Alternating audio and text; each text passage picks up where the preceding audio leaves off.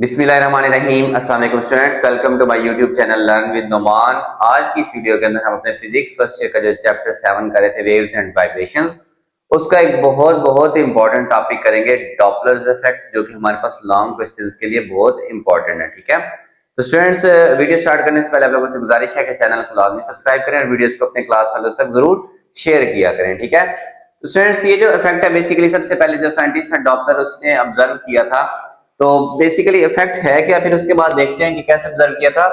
The apparent change in frequency, apparent होता है बज़ाहिरी, actual में वो चीज चेंज नहीं हुई, अपेरेंट चेंज है। ठीक है, फ्रीक्वेंसी ऑफ वेव्स, फ्रीक्वेंसी भी हो सकती है यहाँ पे पिच भी हो सकती है।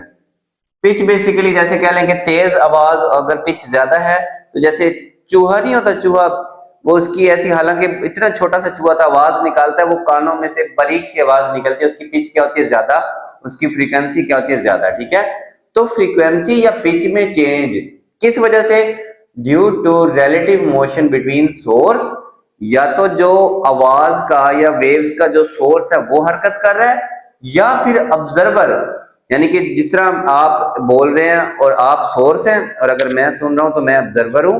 तो अब या आप मेरी तरफ आ रहे हैं, या मैं आपकी तरफ जा रहा हूं, या मैं आपसे दूर जा रहा हूं, या आप मुझसे दूर जा रहे हैं, तो ये मुख्तलिफ केसेस हैं।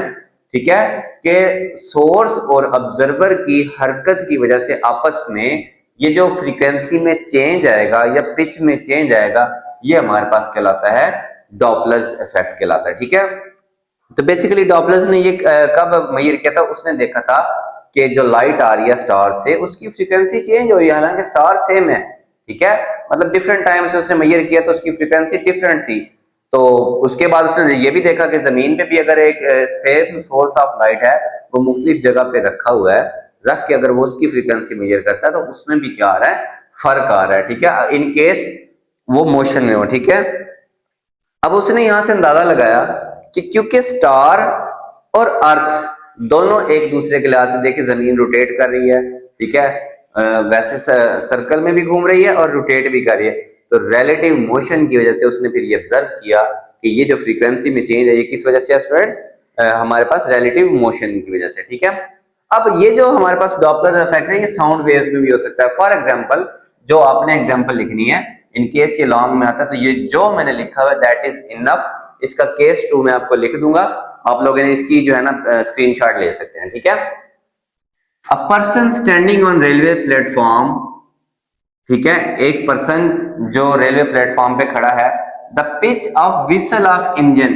वो जो ट्रेन का इंजन एक अपनी बेल बजाता है ना, बड़ी ऊंची सी आवाज, ठीक है, अगर whistle of engine coming towards the platform, अगर इंजन प्लेटफॉर्म की तरफ आ रहा है, ऑब्जर्वर प्लेटफॉर्म के ऊपर खड़ा है, ठीक है, अपीयर्स टू बिकम हायर, आते हुए इंजन का, कोई इंजन हमारी तरफ आ रहा है, हम प्लेटफॉर्म पे खड़े हैं, तो उसकी जो फ्रीक्वेंसी या साउंड की जो पिच है, वो हमें ऊंची, आहिस्ता आहिस्ता क्या हो रही होगी, ऊंची हो रही होगी। ठीक है, दूसरा फिर, However, the pitch of whistle, अगर कोई इंजन हमसे दूर जा रहा है, going away from the platform, platform से दूर जा रहा है, वो अगर बेल बजा रहा है, घंटी बजा रहा है, जो उसकी विसल होती है, बिकम्स लोअर, वो हमें आहिस्ता आहिस्ता कम सुनाई देती है। ठीक है, स्टैंडिंग ऑन अ प्लेटफॉर्म के, अगर हम प्लेटफॉर्म के ऊपर खड़े हों। अब एक जनरल हमने लिखना है कि बेसिकली फ्रीक्वेंसी का क्या मतलब होता है कि एक सेकंड के अंदर कितनी वेव्स ऑब्जर्वर तक आ रही हैं। ठीक है, तो एक सोर्स ऑफ साउंड अगर है, वो रेस्ट पे है, सोर्स रेस्ट पे है,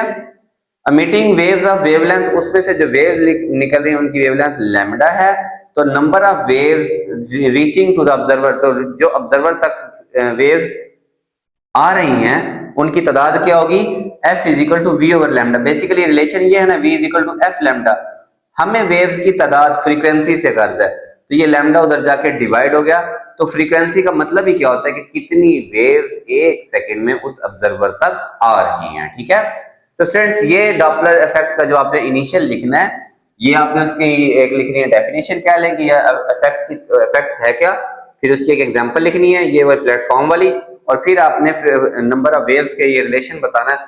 बाद में आपने इस रिलेशन की बेस पे इसके दो केसेस करने हैं। केस 1 देखें स्टूडेंट्स, ठीक है, केस 1 से पहले मुझे इरेज करना पड़ेगा इधर वाला। केस 1 है जी, when source moves towards stationary observer, एक ये ऑब्जर्वर ए है और यहां पे है सोर्स, ठीक है। तो आपको पता है सोर्स में से ऐसे करके वेव्स निकल रही होंगी। ये वैसे मुझे थोड़ा नीट करके बनाने दे ताकि अच्छे से आपको समझ आए। ये सोर्स है, ये ऑब्जर्वर है ए, ये क्या है ए ऑब्जर्वर है। तो इसमें से सोर्स में से वेव्स निकल रही है यहां से।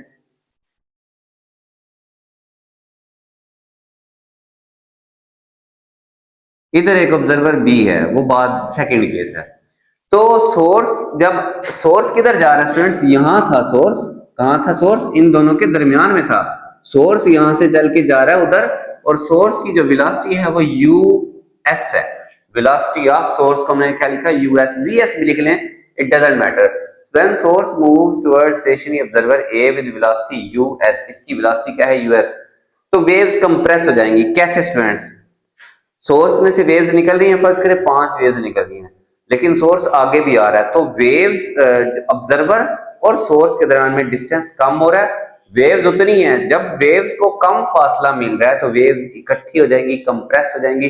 कंप्रेस होने का मतलब उनकी वेवलेंथ क्या हो जाएगी? चेंज हो जाएगी। ठीक है, देखिए ना, ये सोर्स यहां था, यूनिफॉर्म वेव थी, ऐसे समझे। ये ए था, ये बी था। अगर इसने इधर चलना शुरू कर दिया, इसकी ये चारों वेव्स कंप्रेस हो जाएंगी, एक जगह पे क्या हो जाएंगी? एक जगह पे तो नहीं, ऐसे इकट्ठी हो जाएंगी। ठीक है, इनके दरमियान में डिस्टेंस कम होने का मतलब इनकी वेवलेंथ क्या हो जाएगी? कम।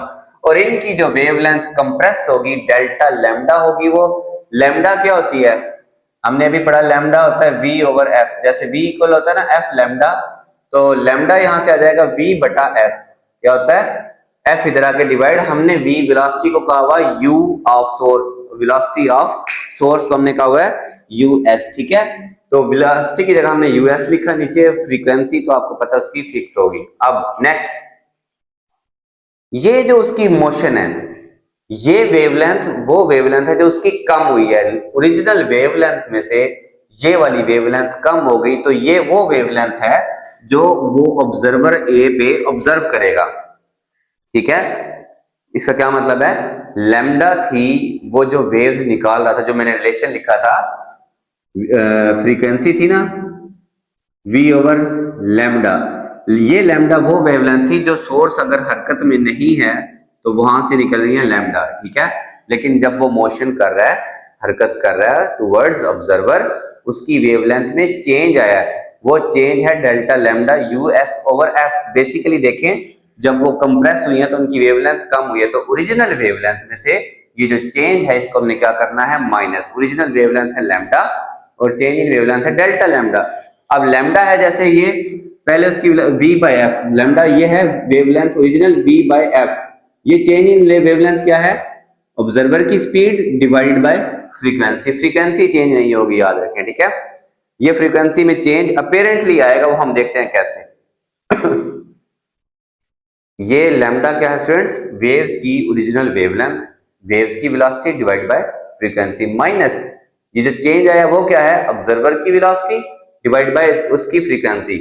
ये वाला रिलेशन है बस। लैम्डा होता है v बाय एफ, ये original wavelength minus change in wavelength उसकी हरकत की वजह से, तो यू एस बाय एफ। ठीक है, ये फ्रीक्वेंसी नीचे सेम है तो एलसीएम आ जाएगा, v माइनस यूएस ऊपर आ जाएगा, एलसीएम हमने इसका ले लिया। ये आ गया वो वेवलेंथ जो वो ऑब्जर्वर ऑब्जर्व करेगा। ठीक है, तो जो नंबर ऑफ वेव्स उस तक पहुंच रही होंगी। अच्छा याद रखें, ये जो डेल्टा लैम्डा है ये बेसिकली क्या है? Decrease in wavelength. ये वो वेवलेंथ है जो कम हुई, ठीक है, इन 1 सेकेंड, 1 सेकेंड में। इसको कहते हैं डॉपलर शिफ्ट। क्या कहते हैं? डॉपलर शिफ्ट, ये डॉपलर इफेक्ट आप इसको कह सकते हैं। अब फ्रीक्वेंसी, बेसिकली हमारा कंसर्न है फ्रीक्वेंसी और पिच से। ठीक है, फ्रीक्वेंसी होती है the number of wave received by observer A. जो ऑब्जर्वर ए तक फ्रीक्वेंसी या जो वेव्स पहुंच रही है वो क्या है? एफ ए, वो होगी v ओवर लैम्डा ए। v है वेव्स की वेलोसिटी और लैम्डा ए ये वो वेवलेंथ है जो ऑब्जर्वर ऑब्जर्व कर रहा है। तो v as it is, lambda A की वैल्यू है v minus U S over F, v minus U F, ये f डबल डिवाइड हो रहा है स्टूडेंट्स, ये ऊपर आ जाता है। ठीक है, तो v by V minus U S और मल्टीप्लाई बाय एफ। अब याद रखें 4 लेट्स सपोज x के बराबर है ना, ठीक है, इसका मतलब ये भी 4 और ये भी क्या है? 4 है। लेकिन अगर हमने x को किसी ऐसे नंबर 1 से बड़े नंबर से मल्टीप्लाई किया होगा, लेट्स सपोज 2 से, तो फिर 2 2 जार 4, x कितना है 2 है, यानी कि x इस 4 से छोटा है, 4 बड़ा है और x क्या है छोटा है। दो नंबर आपस में बराबर होते हैं अगर दोनों का मल्टीपल 1 हो, क्या हो यहाँ भी 1 हो यहाँ पे भी 1। लेकिन ये जो टर्म है v minus V over U S, इसका जवाब 1 से छोटा आएगा। कैसे देखें, ऊपर लेट्स सपोज 5 है, नीचे 5 में से मैंने थोड़ा सा भी जो है ना, इसका आंसर 1 से बड़ा आएगा। कुछ भी चीज लेट्स सपोज 2 माइनस कर दिया तो 5/3, आंसर तो 1 से बड़ा आएगा। जब नीचे वाली चीज छोटी हो जाएगी, देखिए ये दोनों सेम है लेकिन इसमें से कुछ माइनस हो रहा है, नीचे वाली चीज का आंसर छोटा आएगा। जब नीचे वाली डिनोमिनेटर छोटा हो न्यूमरेटर से, तो फिर उसका आंसर 1 से बड़ा आता है। जब ये चीज 1 से बड़ी है, इसका मतलब ये फ्रीक्वेंसी छोटी है किससे, एफ ए से। तो एफ ए बड़ा होगा किससे, फ्रीक्वेंसी ओरिजिनल से। तो हमारे पास जो ऑब्जर्वर फ्रीक्वेंसी ऑब्जर्व कर रहा है वो एफ ए है। वो क्या है, जो वेव्स उस तक पहुंच रही है वो क्या है, एफ ए। तो उसको फ्रीक्वेंसी ज्यादा महसूस हो रही है, उसको ज्यादा फ्रीक्वेंसी ऑब्जर्व कर रहा है as compare to original frequency. ठीक है, apparent frequency of sound heard by observer increases, ये क्या हो जाती है, बढ़ जाती है, which will increase the pitch of sound. जब फ्रीक्वेंसी बढ़ जाए ना स्टूडेंट्स, इसका मतलब है कि उस चीज की पिच बढ़ गई और उसको ऊंची आवाज या ज्यादा शोर वाली आवाज सुनाई देगी। ठीक है, याद रखें पहले हमने वेवलेंथ वो निकालनी है जो वो ऑब्जर्व कर रहा है, ओरिजिनल वेवलेंथ में से डिक्रीज को क्या करना है, माइनस करना है, दोनों की वैल्यूज एलसीएम लेना है, फिर हमने नंबर ऑफ वेव्स कैलकुलेट करनी है। ठीक है स्टूडेंट्स, ऐसे करके हमने इसको क्या करना है, कंप्लीट करना है। नंबर ऑफ वेव्स के बाद जब दो फ्रीक्वेंसीज आपस में इक्वल होती है, अगर ये 1 होता लेकिन ये चीज 1 से बड़ी है, इसका मतलब ये छोटा है किससे, इससे। तो जो फ्रीक्वेंसी ऑब्जर्वर ए ऑब्जर्व कर रहा है वो ज्यादा है किसकी निस्बत, जो फ्रीक्वेंसी होनी चाहिए थी, इसीलिए इसको कहते हैं अपेरेंट इंक्रीज इन फ्रीक्वेंसी। ठीक है, देखे ना, वैसे तो फ्रीक्वेंसी बढ़ तो नहीं रही लेकिन ये सिर्फ क्यों उसको महसूस हो रहा है, रिलेटिव मोशन की वजह से। ठीक है, नेक्स्ट केस देखते हैं इसका स्टूडेंट्स। अच्छा, नेक्स्ट केस से पहले ना ये चीज देखें कि अब सोर्स इससे दूर जा रहा है। अब हम बी की बात करेंगे, किसकी बात करेंगे, बी की, और सोर्स उसी वेलोसिटी से इससे दूर जा रहा है। तो वेव्स को उसके दरमियान में ज्यादा फासला मिल रहा है, यहाँ पे वेव्स स्प्रेड हो जाएंगी। ठीक है, देखे ना, यहाँ पे कंप्रेस हो गई थी, यहाँ पे ये एक्सपेंड हो जाएंगी, तो वेवलेंथ इंक्रीज होगी। ये जो माइनस था ये प्लस होगा। ठीक है स्टूडेंट्स, तो वेवलेंथ में क्या आएगा, इंक्रीज आएगा। पहले हमने डिक्रीज पढ़ा, जहां माइनस था अब वहां पे क्या होगा स्टूडेंट्स, प्लस होगा। बस इतना सा फर्क है। आप ये बात लिख के जहां जहां माइनस है वहां प्लस लगा के, एंड पे ये ग्रेटर है तो यहाँ पे लेस देन का साइन आ जाएगा, ये आप कर सकते हैं। लेकिन आप देखिए मैं आपको समझाता हूँ अब इसमें, ये मैं डायग्राम रेज करने लगा हूँ। ठीक है, देखिए ये सोर्स इससे दूर जा रहा है तो वेव्स एक्सपेंड हो गई, तो यहाँ मैं एक रिलेशन लिखने लगा हूँ केस 2 से पहले, फिर मैं ये डायग्राम हटा दूंगा। Case 2, when source is moving away, दूर जा रहा है। ठीक है, then from a stationary observer,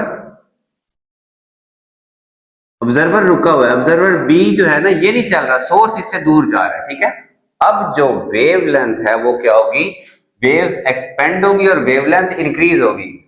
so waves will expand and change in wavelength will be, वो क्या होगी students, delta lambda U S over F. पहले ये वाली कम हो रही थी, है अभी भी delta lambda U S over F, लेकिन ये ओरिजिनल में ऐड होगी, ओरिजिनल वेवलेंथ ज्यादा उसमें ऐड होके जो ऑब्जर्वर बी ऑब्जर्व कर रहा है अब वो ओरिजिनल वेवलेंथ प्लस ये वाला चेंज। ठीक है, वहां पे क्या था, ओरिजिनल वेवलेंथ में से वेवलेंथ माइनस होती थी तो कम वेवलेंथ उसको ऑब्जर्व कर रहा था। तो वेवलेंथ और फ्रीक्वेंसी एक दूसरे का उल्ट होते हैं, अगर उसको वेवलेंथ कम मिल रही है तो फ्रीक्वेंसी ज्यादा है। ठीक है, अब उसको वेवलेंथ पहले की निस्बत ज्यादा महसूस, क्योंकि ये दूर जा रहा है, वेव्स को ज्यादा फासला मिला है, वेव्स के दरमियान में डिस्टेंस बढ़ जाएगा। यहाँ पे कम हो रहा था जब वो उधर जा रहा था, यहाँ पे डिस्टेंस स्टूडेंट्स बढ़ रहा है तो वेवलेंथ इंक्रीज हो रही है। और ये जो इंक्रीज इन वेवलेंथ है ये उसकी स्पीड पे डिपेंड करता है, अगर उसकी स्पीड ज्यादा है तो वेवलेंथ में चेंज क्या है, ज्यादा है। ठीक है, अब स्टूडेंट्स ये मैं रेज करता हूँ, बाकी आगे देखते हैं। देखें जी, ये लैम्डा बी वो वेवलेंथ है जो ऑब्जर्वर बी क्या, ये ऑब्जर्व यहाँ पे थी ऑब्जर्व बाय ऑब्जर्वर ए, ये लैम्डा बी क्या है, wavelength observed by observer B, ये वो वेवलेंथ है जो ऑब्जर्वर बी क्या कर रहा है फ्रेंड्स, ऑब्जर्व कर रहा है, ठीक है। अच्छा अब देखें कि इसके बाद हमने क्या करना है, हमने इसकी लिखनी है लैम्डा बी, ये वेवलेंथ किसके इक्वल है, v बाय एफ, ये किसके इक्वल है, यू एस बाय एफ, फर्क वही आ रहा है, यहाँ माइनस था यहाँ पे क्या है प्लस, v होता है ना, v is equal to F lambda, तो लैम्डा आ जाता है v बाय एफ, बस इनकी जगह इनके रिलेशन लिखे मैंने, ठीक है, लैम्डा की जगह v बाय एफ, तो इस चेंज इन लेंथ किसके इक्वल है, U S divided by F, velocity of observer divided by उसकी फ्रीक्वेंसी, एफ एलसीएम आ जाएगा, v प्लस यू एस, ये आ जाएगा वो वेवलेंथ जो ऑब्जर्वर ऑब्जर्व कर रहा है, ठीक है। और जबकि ये जो डेल्टा लैम्डा है ये हमारे पास डॉपलर शिफ्ट कहलाएगी उसी तरह, ठीक है। तो number of waves observed by observer B, B क्या ऑब्जर्व कर रहा होगा, फ्रीक्वेंसी, नंबर ऑफ वेव्स का क्या मतलब होता है, frequency observed by observer B, वो होगी हमारे पास friends v over lambda B, तो v as it is, lambda B की value v plus U S, इस सारे के नीचे ये वाला f, ये डबल डिवाइड हो रहा है तो ये ऊपर आके मल्टीप्लाई हो जाएगा, इससे क्या हो जाएगा मल्टीप्लाई, तो F B v over v plus U S into F. अब जरा नोट करें कि नीचे ये दोनों तो सेम है, ठीक है, ये दोनों सेम है, लेकिन डिनोमिनेटर में कुछ ऐड हो रहा है, तो डिनोमिनेटर बड़ा हो रहा है, न्यूमिनेटर छोटा, जब नीचे वाली चीज बड़ी हो और ऊपर वाली चीज छोटी हो, रकम बड़ी हो ऊपर वाली रकम छोटी हो, तो आंसर इसका 1 से छोटा, अगर इसका आंसर 1 से छोटा आ रहा है इसका मतलब ये चीज बड़ी है, तो फ्रीक्वेंसी ऑफ बी लेस होगी और फ्रीक्वेंसी ओरिजिनल की निस्बत क्या होगी, फ्रीक्वेंसी जो बी ऑब्जर्व करेगा वो कम होगी, ठीक है। Hence apparent frequency observed will decrease, so pitch of sound will decrease, जब सोर्स आपसे दूर जा रहा होगा तो आप जो फ्रीक्वेंसी महसूस करेंगे वो ओरिजिनल फ्रीक्वेंसी की निस्बत कम होगी, जिस तरफ मुंह बंद होता है वो साइड का क्या छोटी, बस ये चीज समझे कि दो रकमें आपस में बराबर हैं, अगर यहाँ 1 होता, अगर ये रकम 1 से बड़ी है तो ये छोटी है, अगर ये रकम 1 से छोटी है तो ये रकम बड़ी होगी, ठीक है, क्योंकि इसका आंसर जब डिनोमिनेटर बड़ा हो गया नोमिनेटर छोटा है तो आंसर 1 से क्या आएगा स्टूडेंट्स हमारे पास छोटा आएगा, 1 से छोटा, तो ये वाली फ्रीक्वेंसी इस फ्रीक्वेंसी की निस्बत क्या है ज्यादा है, तो फ्रीक्वेंसी ऑब्जर्वर एट बी उस तक स्टूडेंट्स कम फ्रीक्वेंसी महसूस उसको होगी, तो कम वेव्स उस तक पहुंच रही होंगी, तो पिच भी क्या होगी कम होगी, ठीक है स्टूडेंट्स। तो ये आपका जो टॉपिक था डॉपलर इफेक्ट, होप सब लोगों को ये अच्छे से समझ आया होगा, तो चैनल आपने लाजमी सब्सक्राइब करना और वीडियोस को अपने क्लास वालों तक जरूर शेयर किया करें। अल्लाह हाफिज स्टूडेंट्स।